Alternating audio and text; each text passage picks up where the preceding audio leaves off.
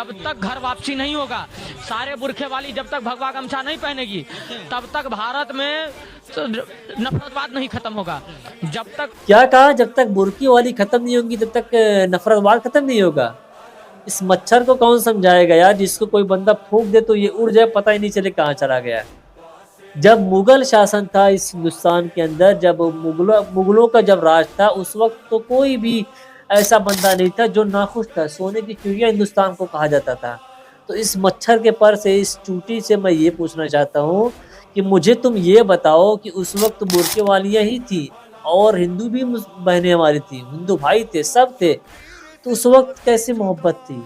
और 2014 से पहले भी बुर्के वालियां थी, तब कैसे नफरत नहीं थी? बात करते हो यार। नफरत तुम्हारे दिलों में भरी हुई है लोगों मुसलमानों की वजह के प्रति, तो इसका मतलब ये है कि तुम उनको खत्म करके नफरतवाद खत्म करोगे?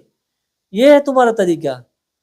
मैं जानता हूँ कि तुम्हारे ऊपर कोई कार्रवाई नहीं होगी, तुम्हें तुम्हें कोई जेल में नहीं डालेगा, क्योंकि तुम्हें तो फंडिंग मिल रही है ऐसी बातें बोलने के लिए, और अच्छी मोटी खासी मोटी फंडिंग मिलती है।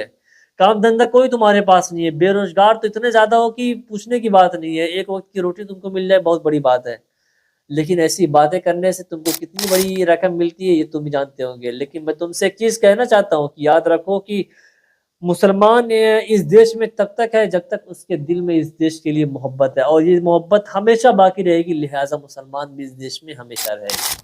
समझ रहे हैं? कोई भी अगर सोचेगा कि मुसलमान को इस देश से निकाल देगा तो वो गलत फहमी में है। इंशाल्लाह मुसलमान इस देश के लिए अपनी जान भी कुर्बान करेगा, अपनी माल भी कुर्बान करेगा, लेकिन इस देश को कभी मिटने नहीं देगा।